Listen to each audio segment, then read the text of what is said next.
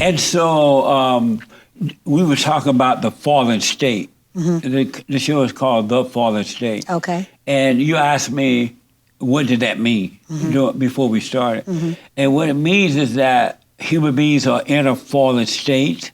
They are wicked at heart.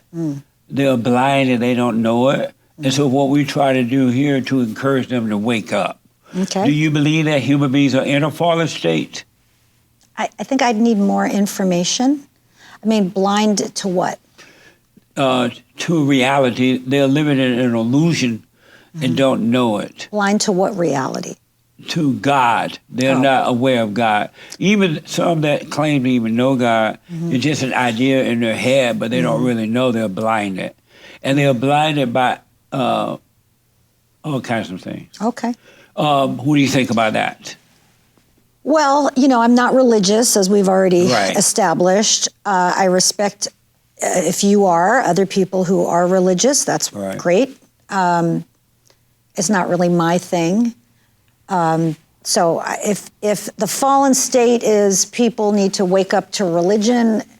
No, to religion, but to God. To God? Well, it depends. And then, God could be defined all different ways. So, for example, I do a lot of long-distance backpacking in the summers by myself. Nice. And when I'm out in the wilderness and the mountains and, I have a sense of awe of how amazing and beautiful it is. Right. That's about as close as I get to God. Really? Do you have perfect peace?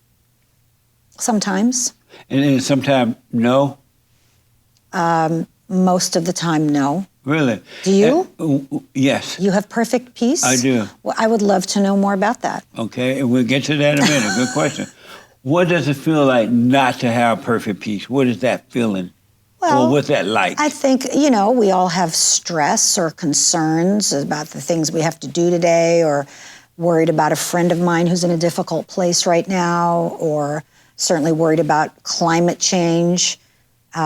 Worried about the people in our city who are victims of these terrible fires and lost their homes. Some people lost their lives. Right. So when I think about things like that, I don't have perfect peace. And what good does it do you or the people you worry about to worry? Well, it doesn't do good to worry all day, that's true. But I think if it spurs you to action to help people, then that's a good thing, right? So you're saying to worry about them and causing you to help them? Sure. Really? That's one example. But what good does that do them or you? What good does it do people to help them? Yeah.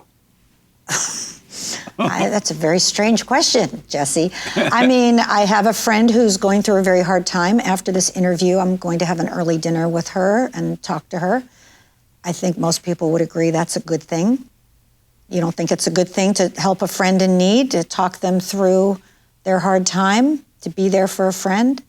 But how will you talk her through hard times if you have, you don't have perfect peace yourself? Well, I do sometimes. Right, but how would you talk them through it? What well, would you say for example, what would you say to a person that's lost like that? Well, she's just gone through a breakup. And so just going to talk about what happened. I think she made the right decision. I'm going to give her love and emotional support. She actually, which is what I've been doing. She actually texted me today how much she loves me and appreciates that I'm helping her. So I don't think you have to have perfect peace to help someone. If you did, nobody could ever help anybody because we're not all like you, Jesse. I rest my case. Do you?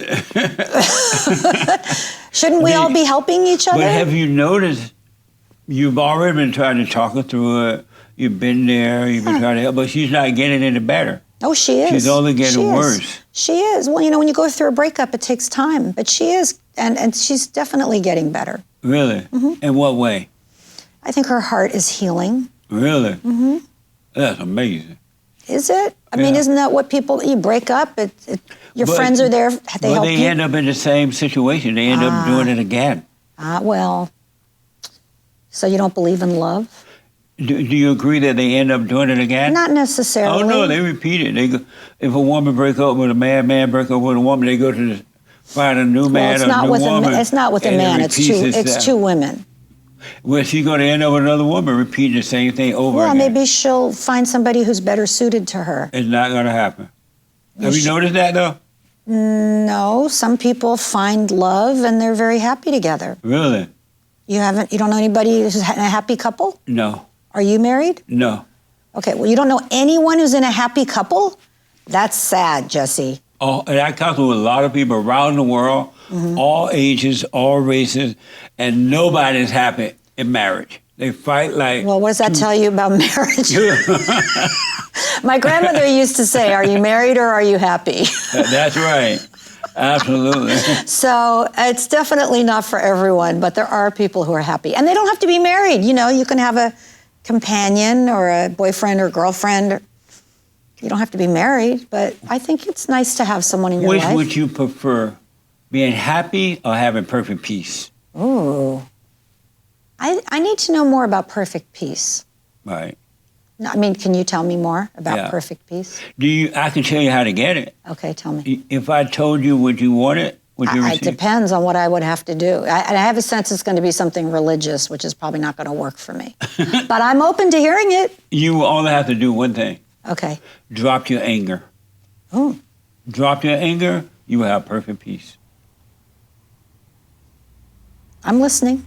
That's it. I don't think I have a lot of anger, but... Anger is anger. It doesn't have to be a lot. Anger is not good at all. It keeps you away from perfect peace. So would you drop your anger? Well, let me give you an example. So I represented 11 victims of Jeffrey Epstein. You know who he is? He was a big sexual predator. Right. I represent several victims of Sean Combs right now. I mean, I go after billionaire bullies, people who sexually assault women and men, and I think they are deserving of a little bit of anger. Really? Mm-hmm. Why? Because they prey on people, they destroy people, they harm people, and it's wrong. So, and I think a little bit of anger a little bit of righteous fury can fuel us into getting change, into getting justice, and that's what I do. There's righteousness in anger? Sometimes. No, anger is evil. That's why you don't have peace, because anger is evil. There's no peace in it. And it's very destructive. It destroys you and everyone around you. Well, I'm not destroyed. Yeah. I'm a pretty happy person. If you have anger, you don't have perfect peace, you're destroyed. So how do you feel about that? So a sexual predator like Jeffrey Epstein, what are your feelings about him? I wish him well.